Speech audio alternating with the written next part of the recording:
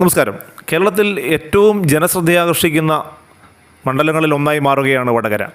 അത് അവിടെ കെ ശൈലജ എന്ന മത്സരാർത്ഥി വന്നതുകൊണ്ടല്ല, ഷാഫി പറമ്പിൽ എന്ന മത്സരാർത്ഥി വന്നതുകൊണ്ടല്ല, അതിനൊക്കെ മുൻപേ പാരമ്പര്യം കൊണ്ട് തന്നെ ഒരുപാട് പ്രത്യേകതകളുള്ള ഒരു മണ്ണാണ് വടകരയുടേത്. ഇടതുപക്ഷത്തിനോടൊപ്പം പലപ്പോഴും നിന്നിട്ടുള്ള മണ്ണാണ്. ഇടതുപക്ഷത്തിന് ഒരുപാട് വേരോട്ടമുള്ള മണ്ണാണ്.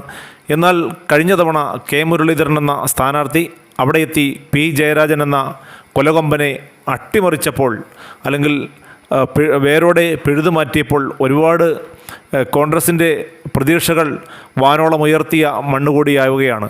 എന്നാൽ ഇത്തവണ മത്സരം വരുമ്പോൾ അവിടെ കെ ശൈലജ എന്ന CPM-ൻ്റെ മുൻ ആരോഗ്യമന്ത്രി, അതുപോലെ CPM-ൻ്റെ അടുത്ത മുഖ്യമന്ത്രി സ്ഥാനാർത്ഥി എന്ന് അണികൾക്കിടയിൽ സംസാരമുള്ള ഒരു മത്സരാർത്ഥി, അങ്ങനെ ഒരുപാട് പ്രത്യേകതകളുള്ള ഒരു മത്സരാർത്ഥിയാണ് കെ ശൈലജ.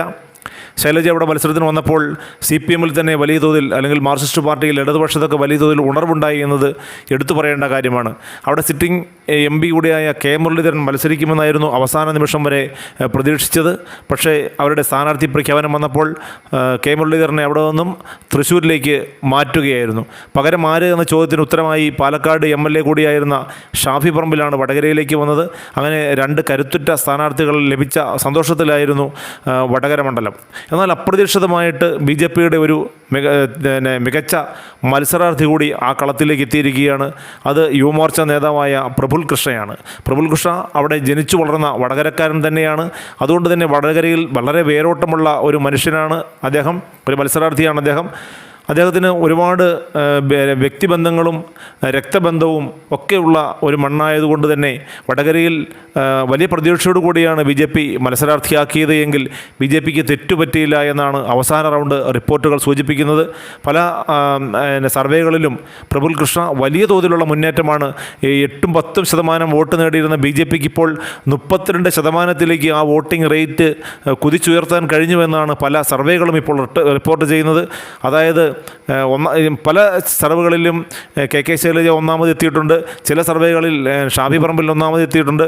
എങ്കിൽ ഈ രണ്ട് സർവേകളും മാറി മാറി വരുമ്പോൾ അവിടെ ഏറ്റവും നിർണായകമായ ശക്തിയായിട്ട് പ്രഫുൽ കൃഷ്ണ മാറുന്ന കാഴ്ചയാണ് ഇപ്പോൾ കാണുന്നത്. ചില സർവേകളിലൊക്കെ 2ാം സ്ഥാനത്തേക്ക് വരെ പ്രഫുൽ കൃഷ്ണ എത്തിയിട്ടുണ്ട് എന്നുള്ളതാണ് അവിടെ എടുത്തു പറയേണ്ട കാര്യം. അതുകൊണ്ട് തന്നെ BJPക്ക് വലിയ തോതിലുള്ള വേരോട്ടം ഉണ്ടാക്കിയെടുക്കാൻ പ്രഫുൽ കൃഷ്ണയ്ക്ക് ഇക്കുറി കഴിയുമെന്നതിൽ യാതൊരു തർക്കവുമില്ല.